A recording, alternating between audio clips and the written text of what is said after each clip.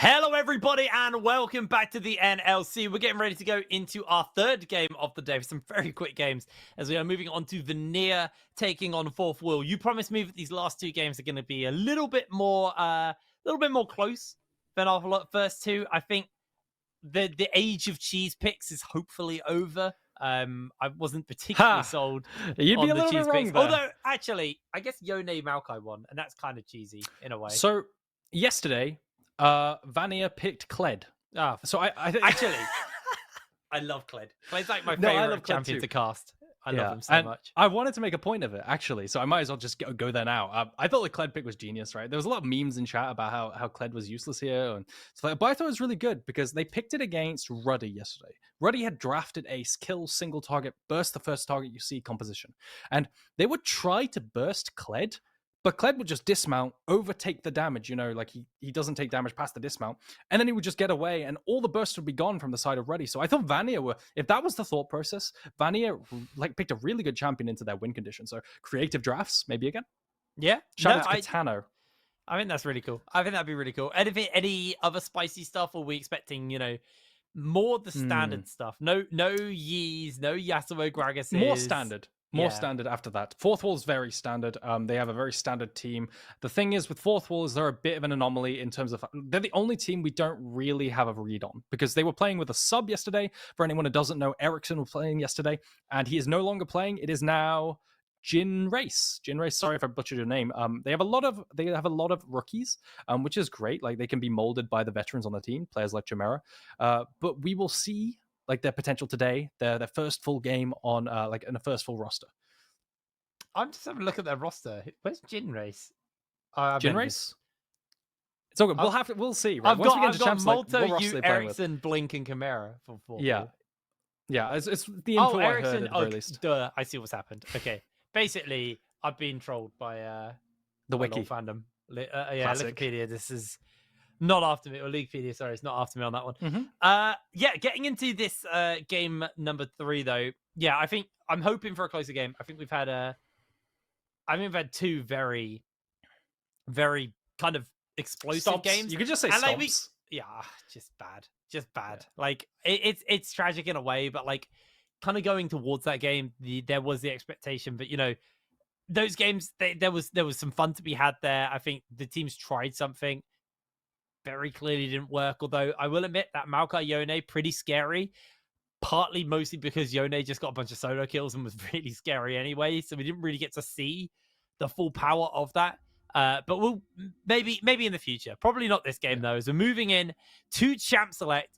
Again, probably get expect to see the Melio, the Lucian, the Nico bans. You were talking about the Maokai basically being must ban on red side. Has made it through one game now. Yeah, I was trying to think about it in the first game as well. Yeah, sorry. I think people think they can answer the Maokai, which is fine. He's just a very good teamfight tank. In a meta of we want a front line and we have a back line. Maokai's pretty good at zone control and peeling and stuff like this. The go-to red side bans are the Zarya, the Melio 100% of the time, almost 100% of the time. You could even throw Nico in there because she's so broken.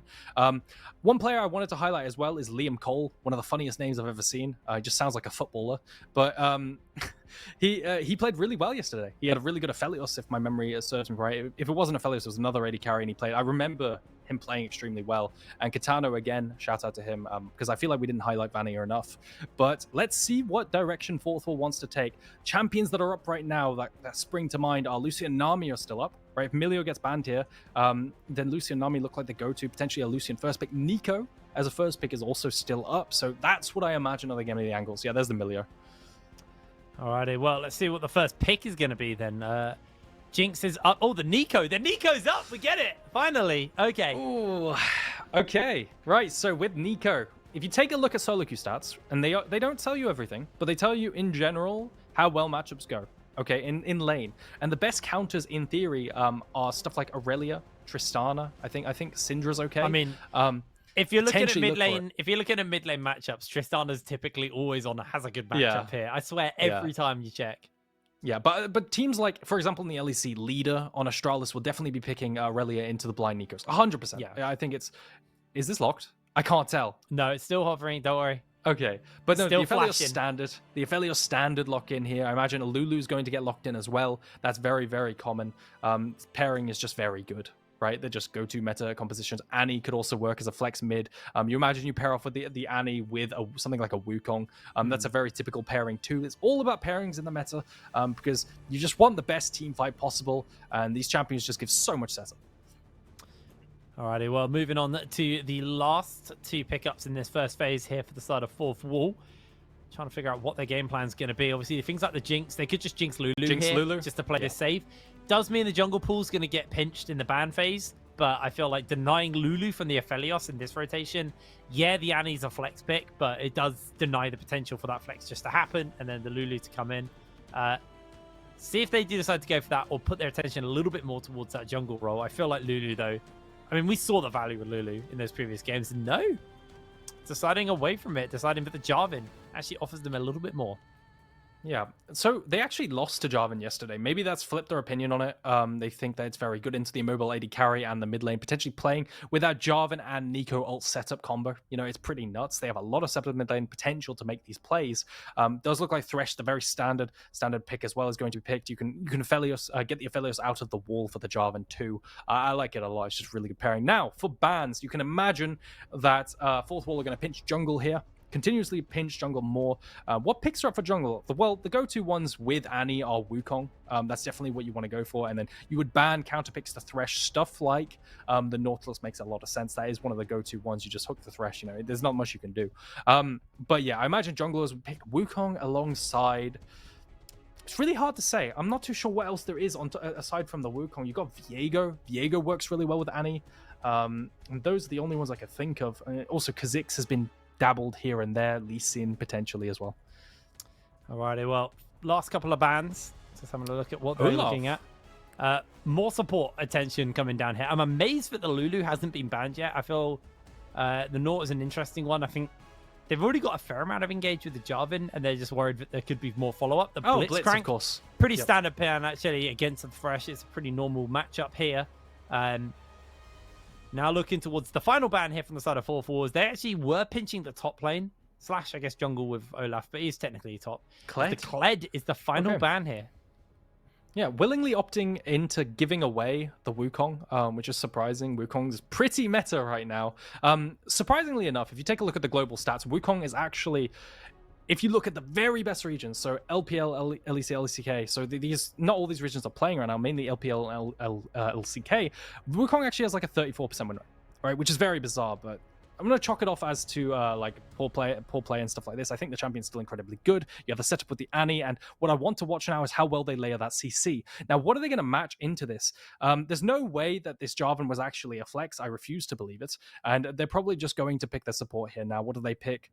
I think that's really hard to tell. She doesn't go here anymore. Tom Kench. I think Tom Kench is a very big doesn't go here here anymore.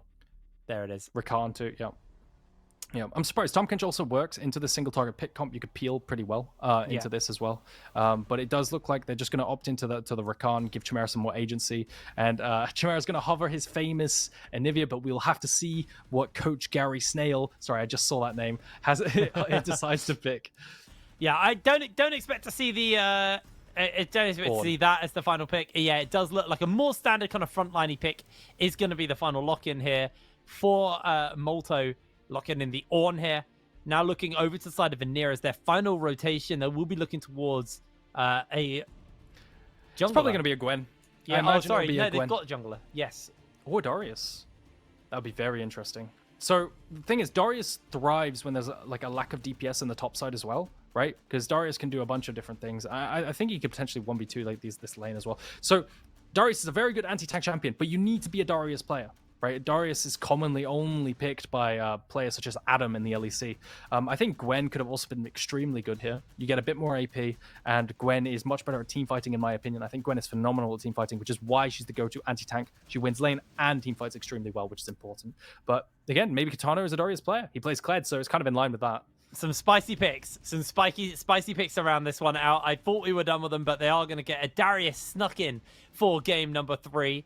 Although I've been very critical of some of our spicy picks in the previous games because I feel like it's all about the resources and teams kind of being a little bit too greedy. I think now on both sides, these teams have actually they've got a very aligned team, or at least in the sense where like every lane has a role and they're not overstepping their mark and stepping into someone else's territory.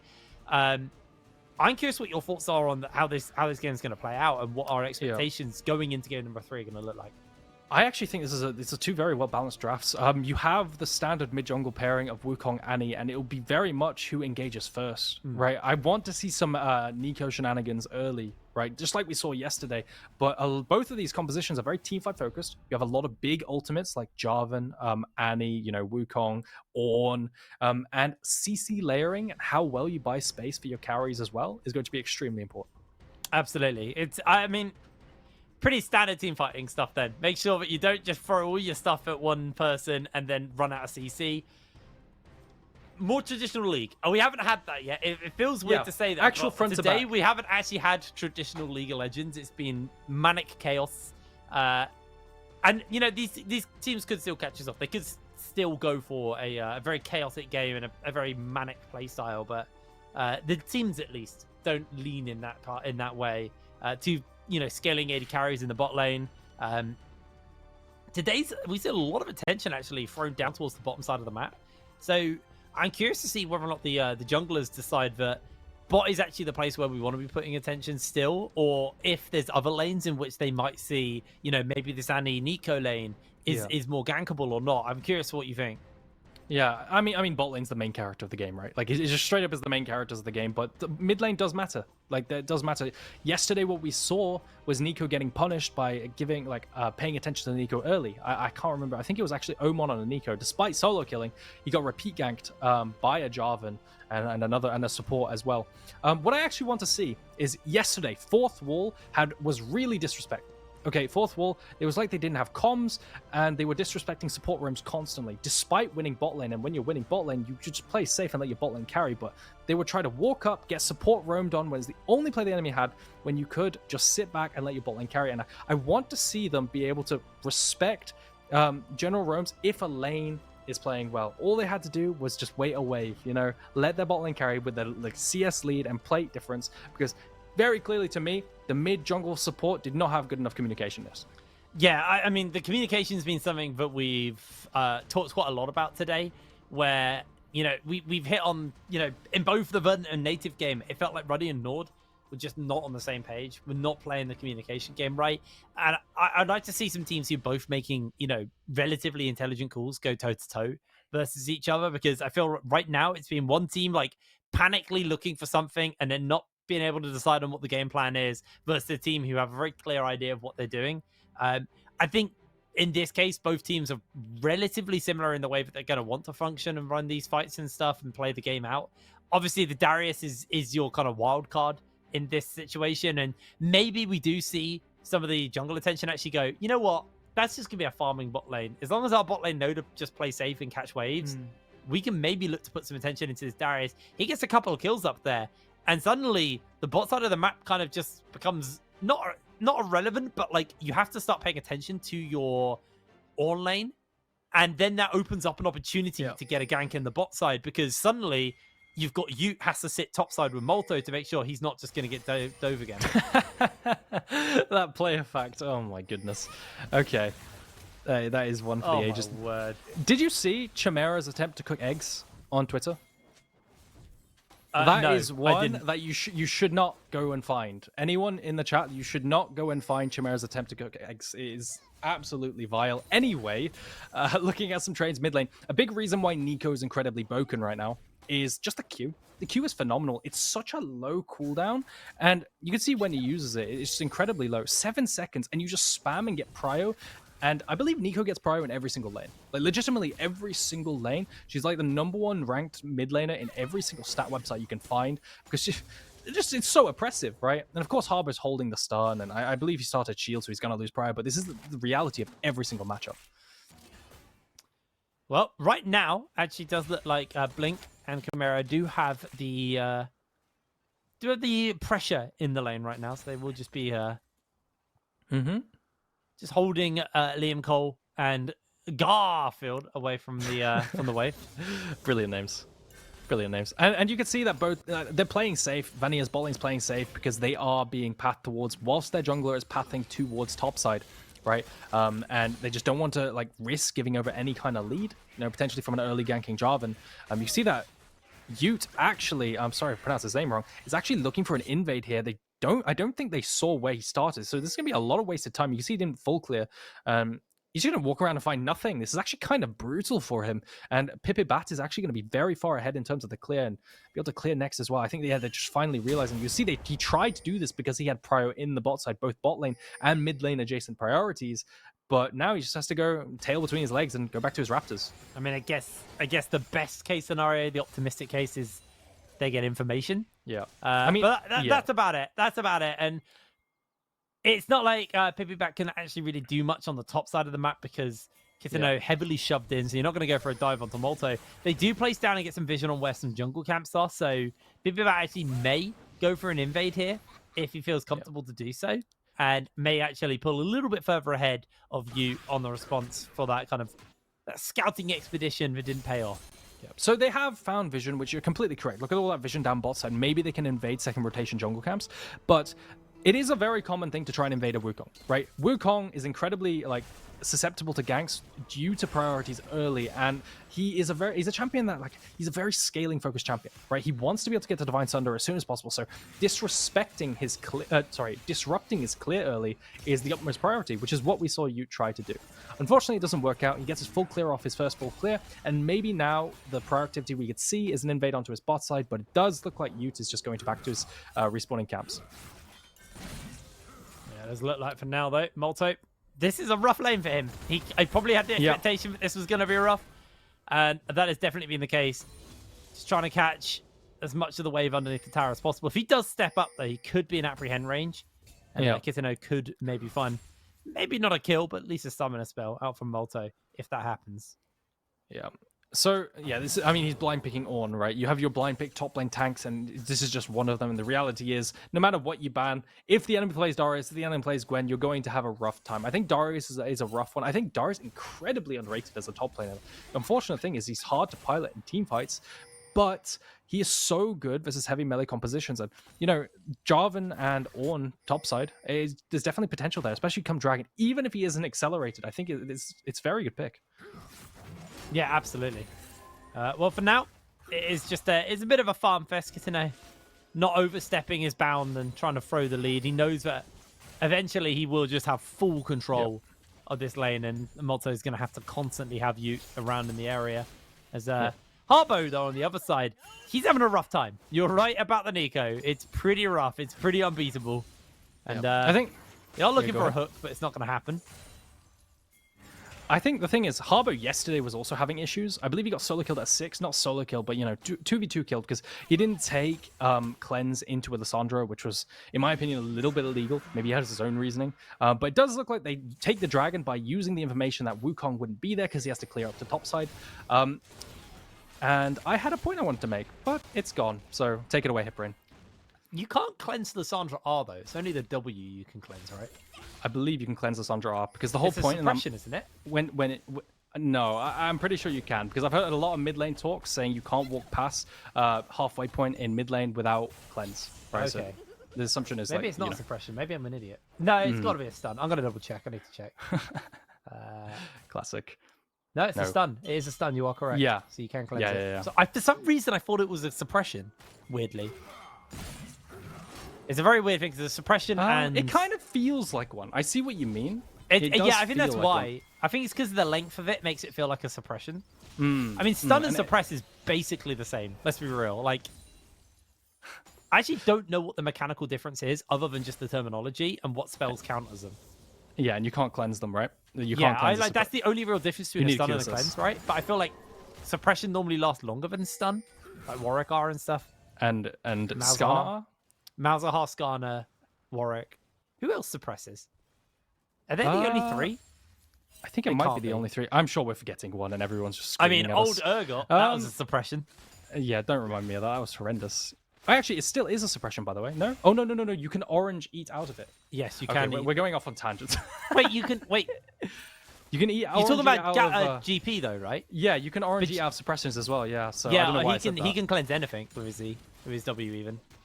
Yeah. He's the barrels, homie. We are going so off topic. Liam Cole may find himself in danger, but lovely Gravitum just to kind of threaten Chimera away. Gets the flamethrower out, clears through the wave, and under any real pressure here at all.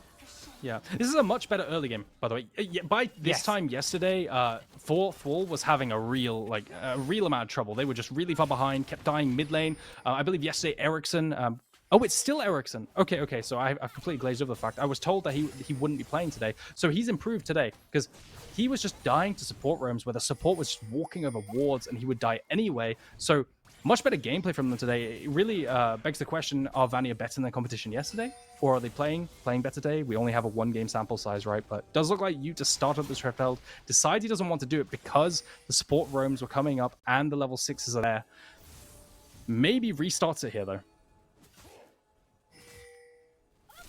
Well, Harbo hasn't actually got the charge on the stun lined up, so he's just going to quickly throw down some spells and reform some threat as Garfield not able to hit the Q onto Chimera, and it does just look like Vanir maybe a little bit too slow to the punch on this Rifteld and may just have to give it up, although coming over the wall, has got the Q smite available. He's able to steal it away. Locked down. First blood for Ericsson, but a denial on the Rift Herald.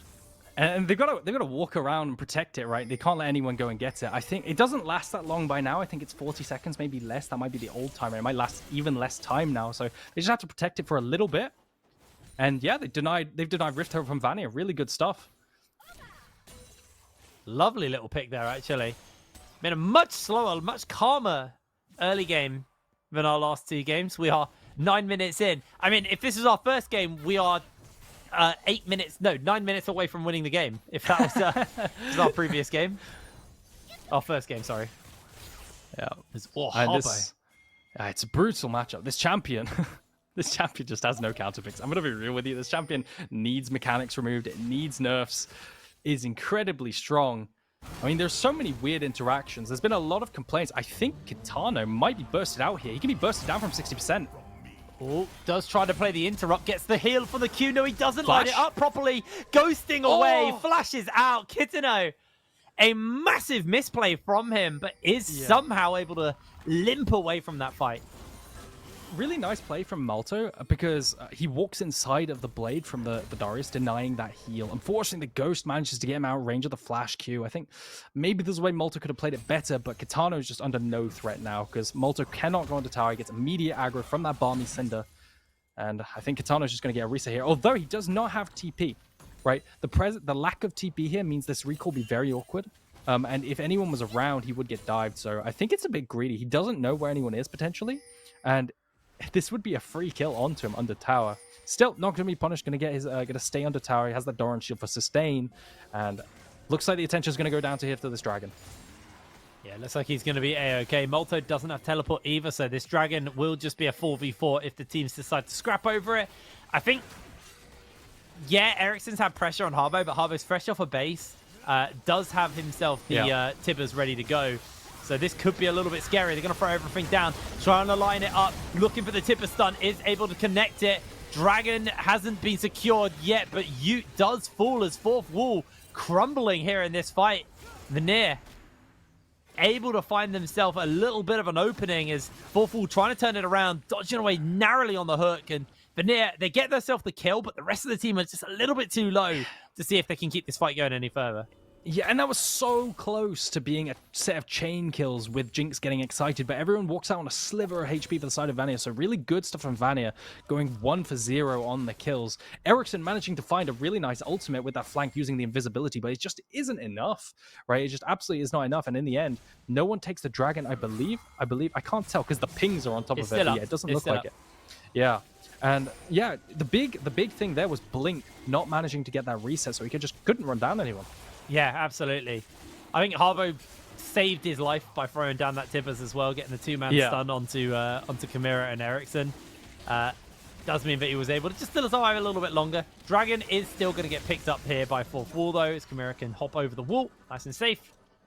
It's just going to be that pick, and it's been a very, very slow start to the game. I did have that prediction that maybe we'd see PP try and play a little bit towards that top side, but he's just let Kitano just play this lane completely 1 versus 1.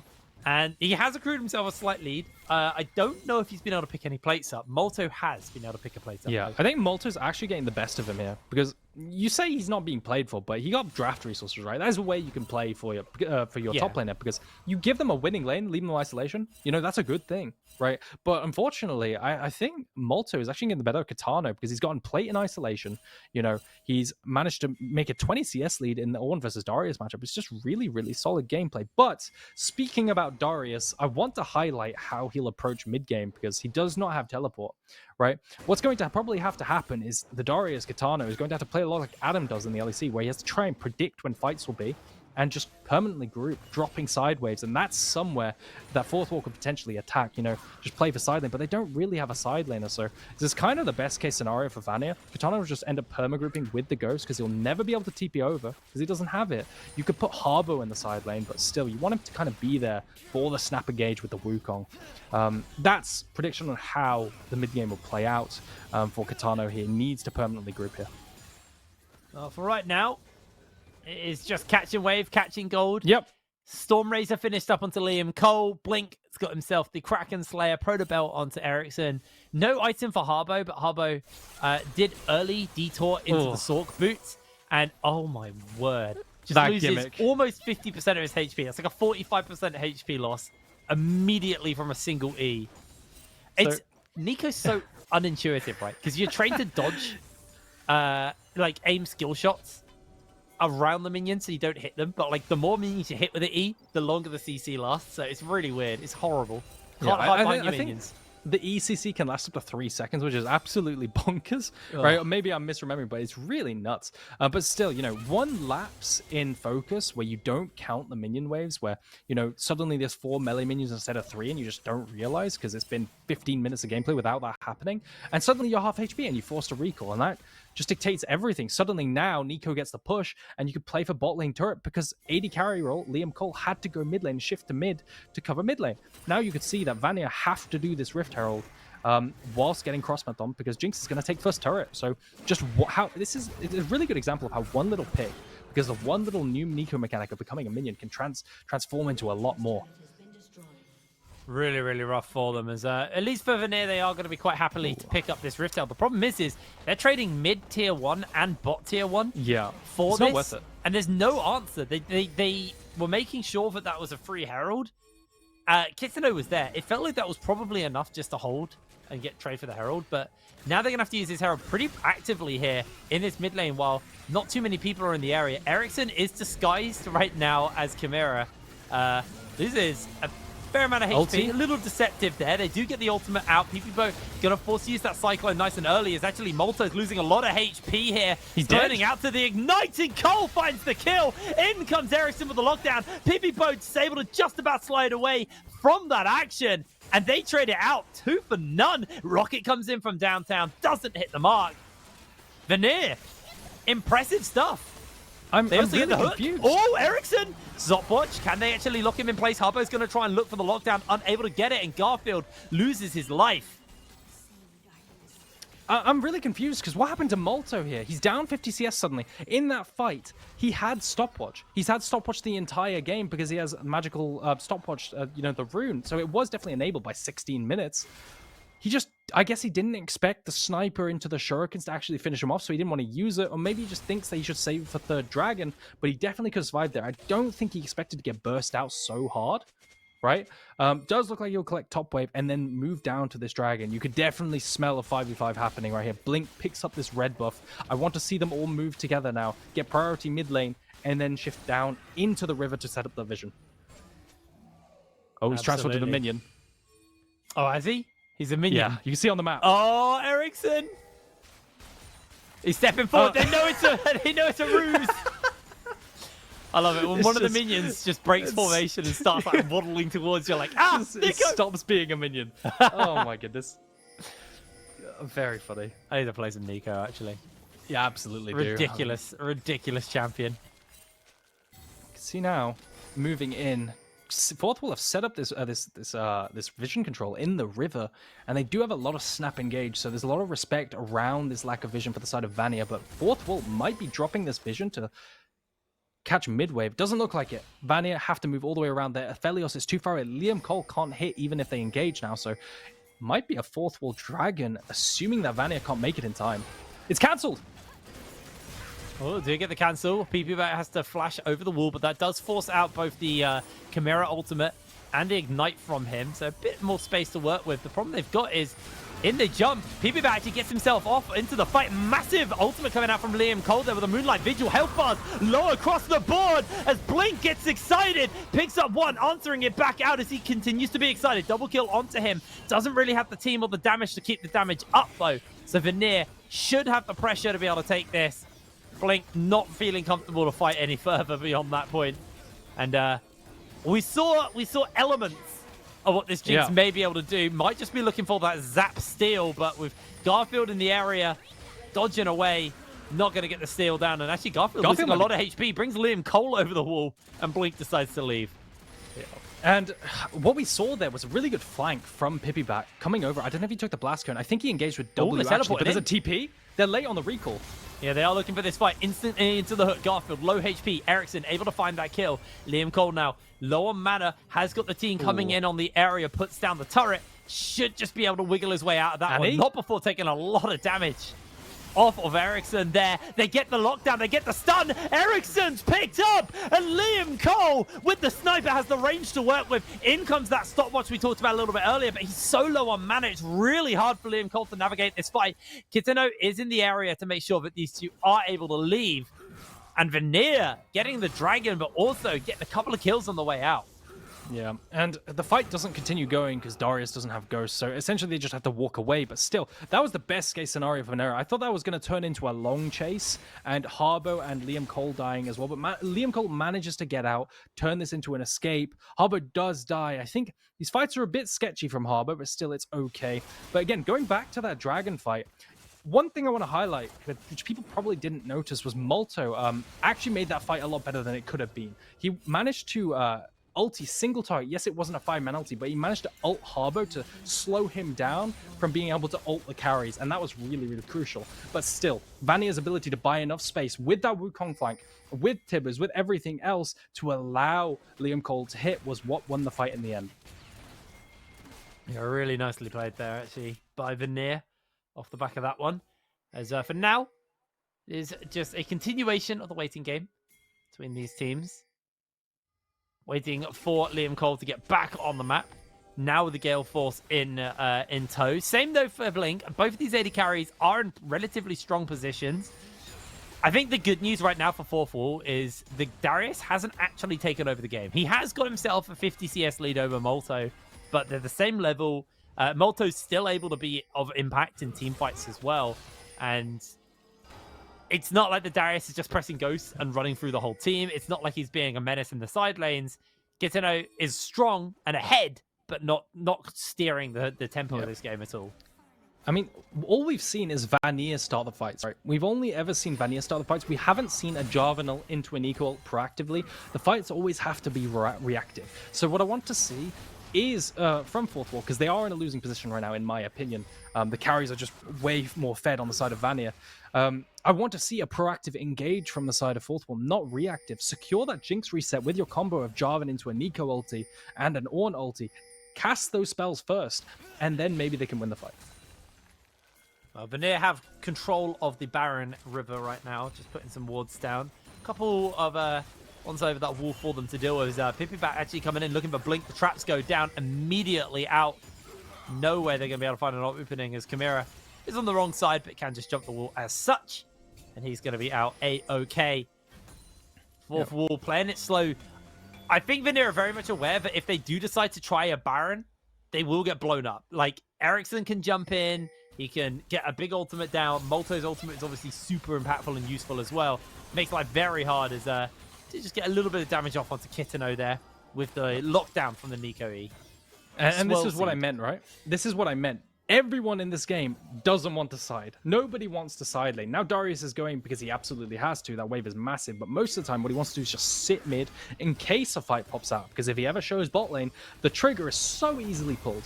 The Ornn ulti from 2k range can instantly start a fight. And then you just have a Darius who's walking between bot and mid lane. And you just can't handle it, right? Little picks going down. Now you could see Darius is down bot side. And this buys time for Fourth Wall to get vision around this Baron. Again, the weakness of not having teleport is really shining through here. Maybe they can even start out this Baron because there is no teleport for the Darius. Harbo. Oh, he actually finds the lockdown onto Ericsson, gets him pinned in place. The Protobell comes out the stopwatch to make sure he doesn't take any damage. The rocket goes a little bit wide. Harbo now needs to get away, flashes out, gets caught in the pit for the moment. Lantern to safety. There's so much peel available to them as Pipibat able to spin around both mid laners, limping out of that fight. But the flash was used there by Harbo, which was a big difference maker as Kitano gets a bit of free time on this mid lane. I think it is incredibly risky to do what Harbo did because his Darius was bot side without TP. If he died there, that was a Baron angle for the side of Fourth Wall. So I would much rather he didn't take those kinds of risks because yes, he had stopwatch. Yes, he didn't work out in the end, but the risk is definitely not worth the reward when your Darius is bot side with no teleport. So now, no tools for the side of Fourth Wall, no ultis for Ornn, which is an incredibly long cooldown. Jarvan, Nico, absolutely nothing. So maybe they try to cross map onto the Baron instead. It would be the obvious call, but it's so obvious that I imagine Vanir are going to see right through it. And see, you can see they're already moving up. There's no way they do enough DPS to do this. Yeah, Harbo has the scry as well, so he does know when it's going on. It's just lingering in the area. Dragon secured for Vanir. That's going to be their second. And right now, Fourth Wall maybe scratching their heads a little bit. The game does start to feel like it's slipping ever so slightly in Vanir's favor, just with the items that are starting to come in, the damage is starting to kind of spike here. Yep. They do have the added benefit of Blink basically being half an item up on Liam Cole, just due to the fact he's got the Typhoon upgrade from Molto. How do you remember that? Oh my goodness. They don't have a Kraken Slayer anymore, but it used to be Wormfallen Sacrifice. Which was a really weird name, actually. Some of the names are really cool, by the way. Legitimately, really, really. Like, Shrieks of the Crying City is like my favorite, or whatever. Wait, which the one's name that? Is. I don't remember. I don't remember. Some of them are really cool, though. That is definitely one of them. Regardless, we're going to continue seeing more grouping for sure.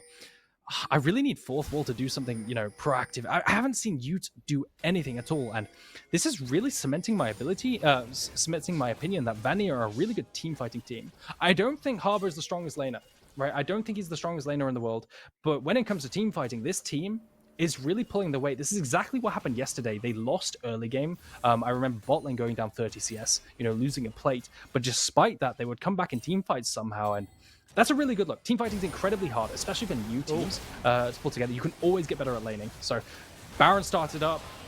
They're quite far away. This might just be gone. They're going to have to Lantern in. Pippi is not checking it. He's clearing a ward. He's going for the hook. They're going to lose the Baron. That was way too slow. Chimera just bought some time as well. Vanir were not in the same bat as Pipibat. Slides in. Kinano gets into the middle of the fight. The health bar is going very low, but Ericsson! What an ultimate! An opening has been gifted to Fourth Wall, and they come in with a punishment. Harbo, too slow on the teleport, but the Darius quadra kill coming in. The ghost is on. The flash out by Molto. How did that fight turn around? So the entire fight was just, it looked so good for Fourth Wall, but all of a sudden you just had this Darius stacking passively. I don't think anyone expected that. I didn't see it coming. All of a sudden he has 4 stacks on everyone. He's just one-shotting, doing 2k damage with a single auto attack into an ult.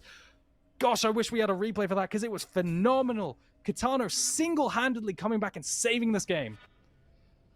That went from like, oh no, we've made a mistake and given an opening, to, oh, don't worry, Darius is now fed. 5-1 to Kitano. Third item finished up there. Got the Death Dance, Hysterics, and the Stride Breaker under his belt. And Baron is only on Molto. So, yeah, Molto's probably going to want to be grouping with a team, but it doesn't mean they can have that kind of multi-pronged Baron attack where you can pressure multiple different places. So, that's rough. That's real rough right now for Fourth Wall. Let's see if they can use this Baron as effectively as you can when you can only place it in one lane.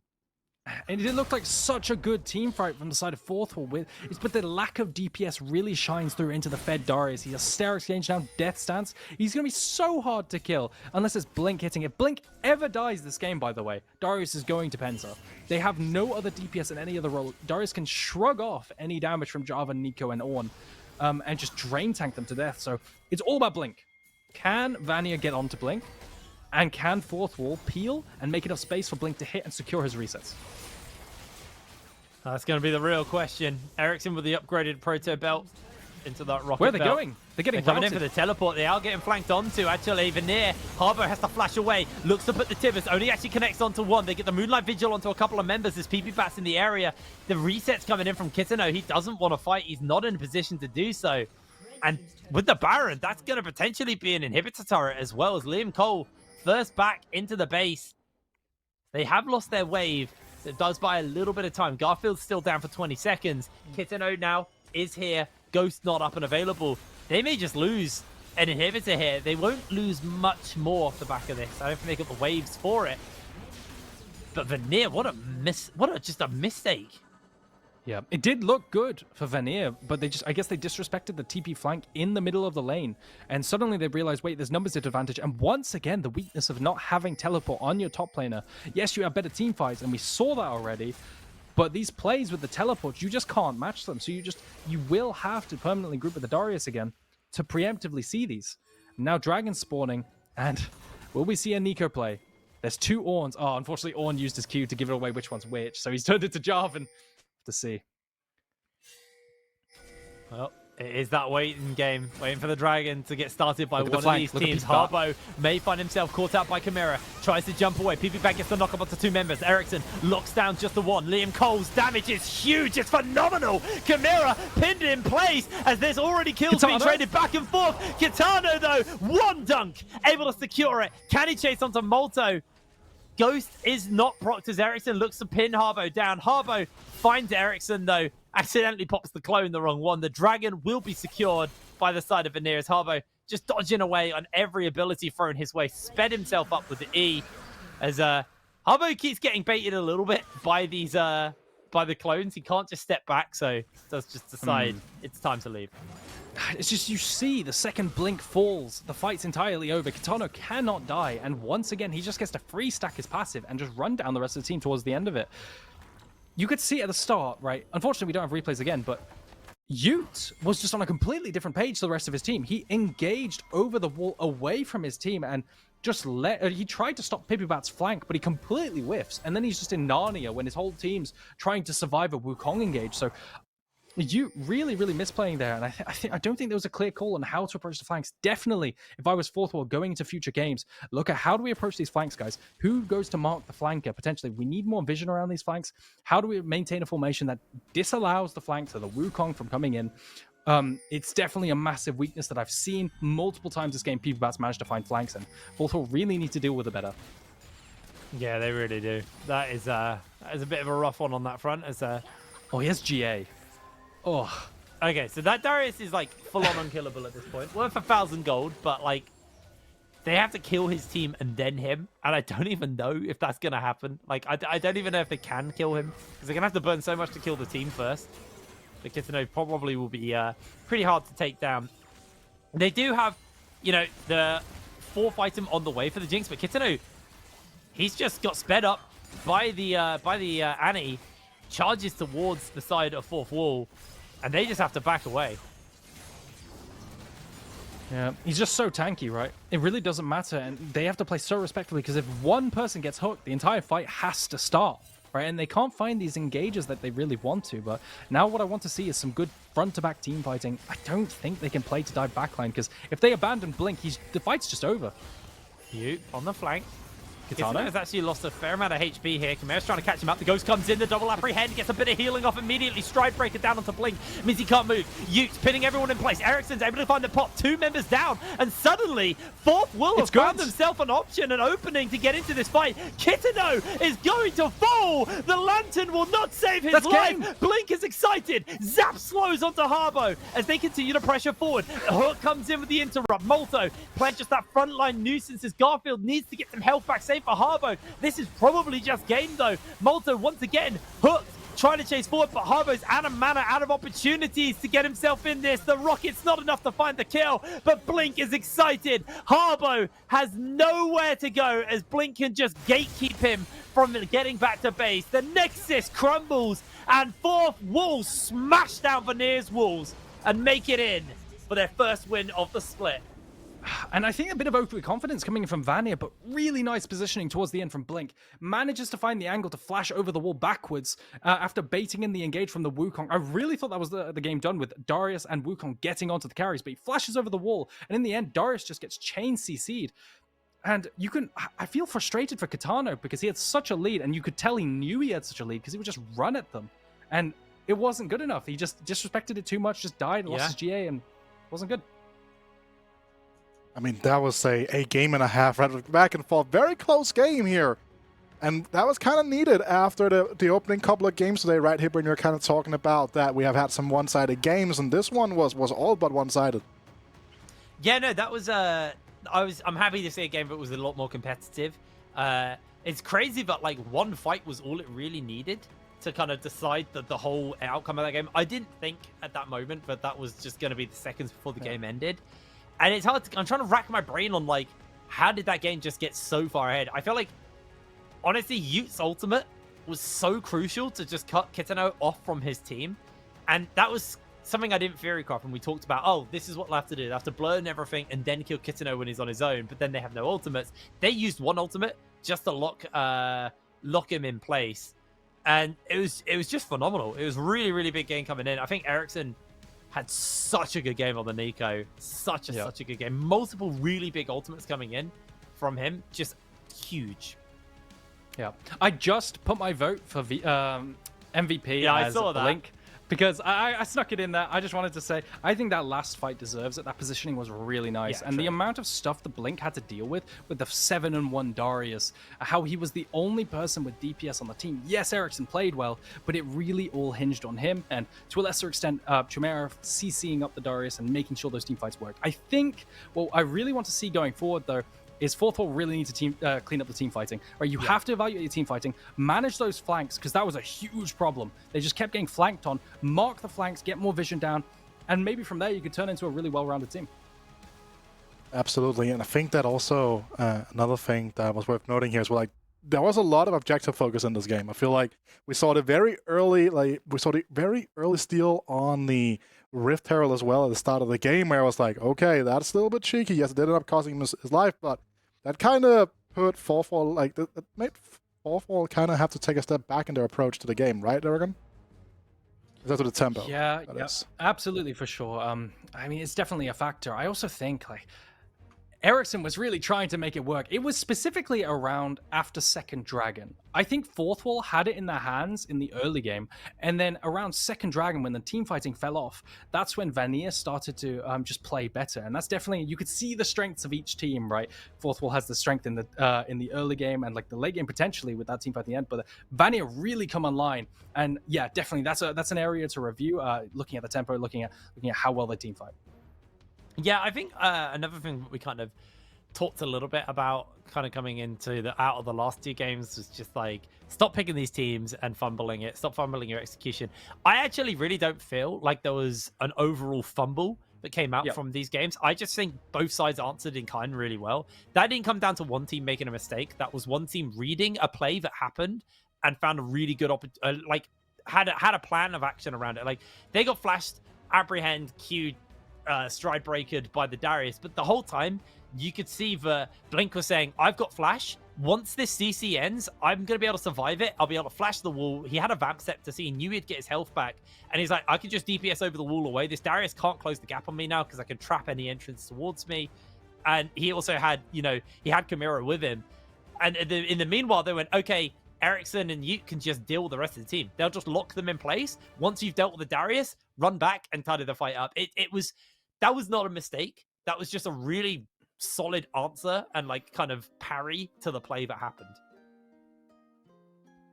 I agree, and also another thing, like, we talked about the Nico, right? You talked about a lot about this laning phase and the priority that it generates, Aragon, right? And also, there were a couple of these fights around the Baron Pit where Ericsson kind of just got free access to step up and just press ultimate around the backliners, right? Like he was really good at finding these angles that had that massive impact in the team fights. Yeah, he absolutely saved every single play. I mean, you could tell when he was walking up, there was like a specific wall around Baron, right? The one that goes towards the entrance to Chickens. And he managed to pin everyone against that wall and land that 4-man ultimate. And he kept saving these plays. Unfortunately, it just wasn't good enough for a long time because Nico lacks the DPS to get through Darius at the end of fights. But still, yeah, no, massive props to Ericsson. Definitely one of the other MVP candidates. And while you've been talking a little about Blink, let's talk about his support Chimera. We have an interview ready with him here on the line. So, Chimera, first of all, congratulations here. I believe your first victory as a support in competitive play. Well, I mean, I played last split in Spain Div 2, but the first win in Div 1, so it feels good to be back in NLC. I'm very happy.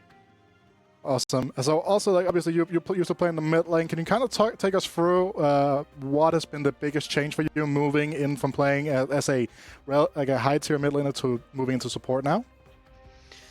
I think there's a lot of qualities you can take from mid to support, especially mid controls like a lot of the game. You're center of the map, so I think I was able to translate a lot of those qualities to support. But the hardest thing for sure is there's a lot of just micro stuff in terms of laning. I think a lot of people see support as the weakest low in Europe, which while I think is true, doesn't mean that it's very easy to just come along and slot yourself in and be a great support. So for me, it was definitely picking up some of the lane stuff, like having to play enchanters, not just melee supports, and then working out how you can impact map through, playing through fog or the timers that you can to drop deep vision when you camp. Like really understanding tempo, I think, is a big one. And once you have a better understanding of tempo and enemy team's tempo, then you can really abuse your leads. Absolutely. So also now here after this win here, right? So you guys had a bit of a rough start yesterday. Now you're 1-1 after the first week. Can you kind of take us through what your expectations are for the duration of the season here? I mean, I have pretty high hopes. We had to play this week with a sub. Like Ericsson obviously filled in, which I'm very happy. Like we were able to get a win with him. But so this week, I'm glad we just got a 1-1. I do have high hopes for our team. I think we have a lot of more rookie side players, people who aren't just like big names. And I think they learn really fast. I'm really happy to have the team I have around me. So honestly, I can see us going, I mean, top threes to go, like get playoffs and then go from there. I think Verdun and Natus are clear top two. And it's kind of a fight for that third spot. And I think give us a few weeks once we've got full roster together and actually have scrims under our belt, and we'll easily be competing at the top. So I have high hopes. Absolutely. Thank you so much. We're going to be jumping right into the next interview here with PP Bat coming through here. Obviously, not the greatest day at the office for you. Bit of a, I assume, bit of an intense game to play here, right? You had everything going for you. You had objective steals. So kind of like take us through how this game was from the losing side. Early game was a bit rough. We were slow on tempo all the time, so they got the Drakes. Then we made some comebacks with every fight, really. Even the steal on Herald, I think it was. And then just this last fight where we couldn't one-shot the Jinx. The Rakan was CCing us, and she got out already next to the wall, so she can flash. And yeah, it's whoever kills the enemy AD carry wins the fight there. They're already at their inhib, so game over instantly. Feels bad. It is what it is. It is what it is. That is one of the quotes of all time, right? It is what it is. Also, you had a pretty good win yesterday, right? Coming through. Liam Cole really shining in that one, and like again, 1-1 here to open the NLC. Was that what you guys had expected, or had you expected to lose yesterday and win today, or what's kind of been your take? What's the mood in the camp? We expected to win both, really, especially this one above yesterday. But 1-1 is still. I can still go to sleep tonight. It's not the end of the world. But the hopes are high. We have high expectations of ourselves. Yeah, and as Hibran and Eric were talking about, it wasn't necessarily you making a lot of mistakes. It was just a very good play coming out from both sides with a very well-played game in general. So the plan here for you is going to be to try to just build from this opening week here and try to make it to the playoffs, I assume. Playoffs is 100% the goal. I think we can only go up from here. We're not like a roster that's played together or veteran players, so time will definitely be our friend more than some of the other teams, I believe. Yes. Also, another thing here. Do you have any closing notes before we send you off, so you can kind of debrief with the team and figure out what to work on for next week? Any closing notes? Yeah, just wait for next patch. The enemy teams won't be ready. We'll definitely be cooking some stuff up. Oh, maybe, but we already know that Liam Cole can't cook, right? So you gotta teach him. You gotta become that head chef, right? So He's very good at eating, though. We prepped the dish for him, and then he just shakes his head yes and agrees. okay, so with that, thank you so much for your time here, PBBat. See you next week. With that, we're gonna be going to a short break before we'll bring you guys the match of the day. Don't go anywhere.